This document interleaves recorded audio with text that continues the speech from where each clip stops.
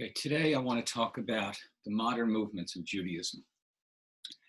And the best way to do this is to make a grid for yourself with the following names: Orthodox, Orthodox, conservative, Reform, one word, Reconstructionist, Reconstructionist, Reconstructionist, and the last one, Holocaust and Redemption. So what I'm going to do is I'm going to try to give you a kind of model, very easy model, by which I'm going to explain the different movements of modern Judaism. Again, this is pluralism. Over and over throughout the history of the Jewish people and the history of Judaism, we see that at every single age, there are different movements of Judaism, different ideologies, different beliefs, different sects, S-E-C-T-S. The modern times is certainly no exception. So here's my model, a building. Picture a great big apartment building. And the apartment building is an old building. It's a beautiful building, but it's old. It doesn't have an elevator. It has some sort of old-fashioned drapes on the windows. To climb to the top, you have to walk up all the steps. It really hasn't been renovated or refurbished in many, many years.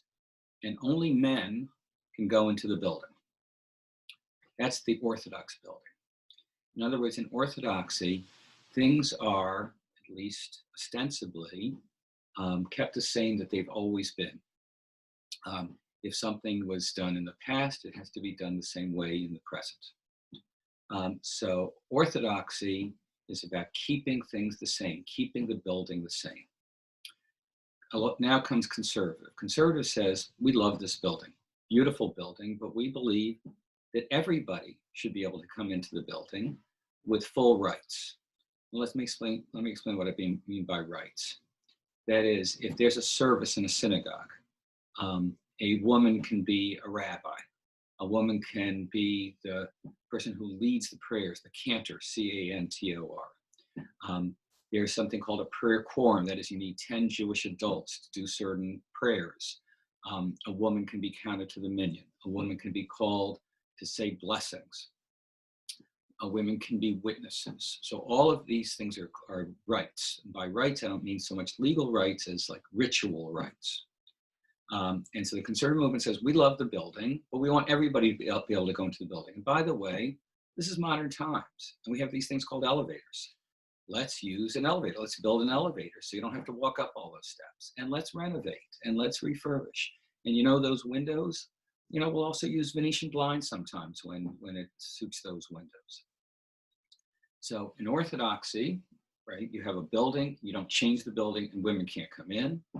In conservative Judaism, it's the same building, but you refurbish, you put in an elevator, and everybody can come in. I'm moving to the left, from the right to the left. That means like from more traditional to like less in a certain way.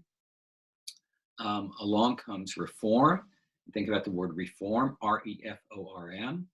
We're going to tear down the building all the way down to the foundation. And then we're going to ask, what is the foundation?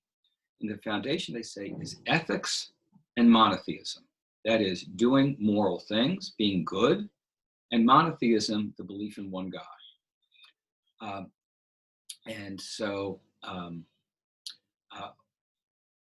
We're going to say that is the foundation of Judaism, and then we're going to build the building up from there. We're going to build the building up, and we're going to only build those parts of the building, and we're going to build it in such a way that we see fit. If we don't like this particular practice, we're not going to put that on the second floor where it was before. We're going to move things around, and we have the choice to reform it any way we want. Next to the left comes Reconstructionist. Same kind of idea, tear down the building, but even more radical, say there's no such thing as a God, a being who is God. There's no such thing as somebody up there who's looking down at us. There's only the God inside us. Let me explain what that I mean. Let's say that you're a soldier. You're a soldier, and that you're in the trench in the battlefield, and you are a friend of yours is out there in the middle in no man's land, and he's wounded, and you go out and you get him, and you're risking your life to get him. What makes you do that? Is that because God commanded you, or there's something inside you? Think about this. God equals good. Just put an O in the middle of the word God, another O. So God is the goodness inside you. So when a Reconstructionist prays, they don't pray to God, they pray to God. They pray to the God inside him or herself, saying, I hope I can be the best version of me. So that's something about Reconstructionism. And the last is called Holocaust and Redemption. This is not all the other four have synagogues.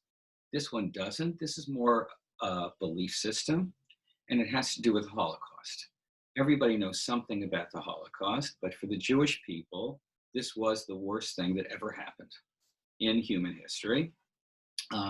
And the way to keep using the model of the building, there were millions and millions of Jewish people in Europe, in Germany, in Poland, in Russia, in these different countries. And somebody came along and tried to burn down the building altogether. Why were they able to do it? Well, there was a lot of anti-Semitism to begin with in Europe. People did not like Jewish people, saw them as different, saw them as the reason for all of their problems, as their scapegoat. And so it's like a dry building. There's no rain outside. And so the building is dry enough to burn. And then somebody came along, that was the Nazis and Hitler, and they lit the match to the building. And there were no firemen. Nobody in the world cared that millions of people were being killed in concentration camps and the most systematic genocide in human history. Nobody cared, including, for the record, the United States of America, who could have done things to prevent some of the calamity and didn't. Nobody cared, and so that they tried to burn that whole building down. So Holocaust and Redemption says, what are we going to do about this? Well, first of all, we're going to have the State of Israel. It's not a coincidence that the country of Israel was founded in 1947 and 1948, and the Holocaust and World War II ended in 1945. Not a coincidence. There was the recognition that if the Jewish people doesn't have an army to defend itself with, if it doesn't have its own state, another Holocaust can happen. And the basic expression is never again. So now there is a country where a Jewish person can go. There's something called the law of return. Any Jewish person can go to Israel and be a citizen, and that is a refuge for them. So Holocaust and Redemption says, we're starting out with there should never be another Holocaust. We believe very strongly in the State of Israel, but also if there's any other genocide, if there's any other systematic persecution of anybody in the world, we are focused on that. When we say never again, we don't mean just never again for Jewish people, we mean never again for anybody, that there should never be genocide. And for us, if there's two reasons to fight a war, one is self-defense, and the second is if somebody is getting systematically slaughtered, some innocent people are getting slaughtered. And so that is Holocaust and Redemption. And people in all the other movements can have those very strong beliefs. But it's I think, important to sort of set that to one side just to understand how basic this is to being a modern Jewish person. Never forgetting the Holocaust and being strongly in favor of the State of Israel. The State of Israel was founded by people mostly from Europe, but also from North Africa, who had been thrown out of their countries, and from the Middle East, who'd been thrown out of their countries. And they went to a land that was basically swamps and desert. There were very few people there, despite some of the myths that you'll hear today. There weren't many people there, and the land was in terrible shape. The Jewish people, rebuilt the land, drained the swamps, put water in the deserts, and it's really been an incredible miracle And Israel today is one of the most technologically advanced countries in the world. By the way, they invented the cell phone. So let's go back to our grid of the different movements, and let's run a few important issues so we can understand how the different movements think. Let's take three issues that you know something about. Let's talk about euthanasia, that is, a person at the end of their life. Can you do a mercy killing? Can you let them go? Let's talk about abortion, and let's talk about organ donation. Let's use those three things. So for euthanasia, somebody's at the end of their life. An Orthodox person will say, Orthodoxy says, you can't do anything. This is up to God, right? You have to just see, what happens. You cannot accelerate that death. Conservative Judaism says, well, let's talk about what death is. To us, brain death is death. And that means that if the person is gone, if there's no brain function, you can let them go. It's not like they're going to come back from that. It's not like it's life anymore. So in those kinds of cases, yes, you can let the person go, and you don't have to take heroic measures to save that person. And reform and Reform and Reconstructionists would certainly say, let them go. Another issue that I mentioned is abortion. An Orthodox person would say there can be no abortion. A conservative person would say, all right, listen, there's different kinds of health. We believe in protecting the health of the mother. And that can also mean the mental health of the mother. If this is going to create terrible mental stress for the mother, up till a certain point, up to the first trimester, you can abort the child. And Reform and Reconstructionists would have no restrictions on abortion, except for maybe late term.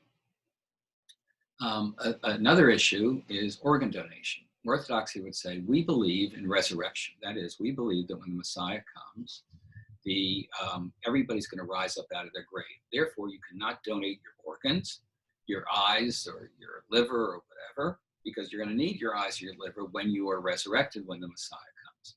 Conservative Judaism says, hold on a second. If you know anything about the decomposition of the body, you know that those eyes and that liver is not there anymore. And if God is great enough to give us resurrection, he'll be great enough to restore everything. Or maybe you'll come back different. Maybe I'll be 6'4" next time. Maybe I'll have blue eyes. I'm not sure. But, all jokes aside, organ donation is the most beautiful thing you can do. You're allowing somebody else to see. You're giving hearts so somebody else can live. How is that not a beautiful gift with something that you can't do anything with? You're not going to, those eyes are going to decompose and you can't do anything with them anyway. And Reform and Reconstructionists would certainly agree. So what I'm trying to show is that, how the different movements are not only have these different ideologies, but how that's reflected in very practical issues. Now let's sort of look at the intellectual foundation of that, going back to stuff we talked about at the very beginning. And that is, Orthodoxy says, when you read the Torah, when you read the Bible, you read it, and that these letters and these words came from God. There are no contradictions, and nothing can be changed. Conservative Judaism and the other movements would read the Torah the way that I've, often read it with you, which is to see different movements, to see different ideologies, to see that there are mistakes, to see that we have evolved from earlier morality. So the different ways of reading the Bible come through in the different movements and the way they look at the past and the way that they look at God's word. Orthodoxy said God's word is the same. It's always been the same throughout history. The other movements would say God's word has evolved. We understand more. So going back to the issue of women and women's rights, Conservative Judaism has made about 10 changes from Orthodoxy, and 7 out of the 10 are about women's rights. But to say we've learned more in ancient societies, they were patriarchal societies, only giving full rights to men, especially in ritual matters. And we thank God we've learned more. Conservative Judaism would say that God is a good teacher and that people weren't ready back a few thousand years ago to understand that women were equal. Um, no more than I was ready in second grade to learn calculus. The world had to evolve, people had to evolve in their understanding of the world in order to get to a place where we can understand something very simple, which was really there in the Torah at the very beginning, which is God created males and females in his image. Everybody's equal. But it's taken us thousands of years to get back to something that was there in the very first chapter. So that's a little bit about the modern movements of Judaism. Again and again, in every time, we see this pluralism. There are always different beliefs and different ideologies and different movements in every era of Jewish history.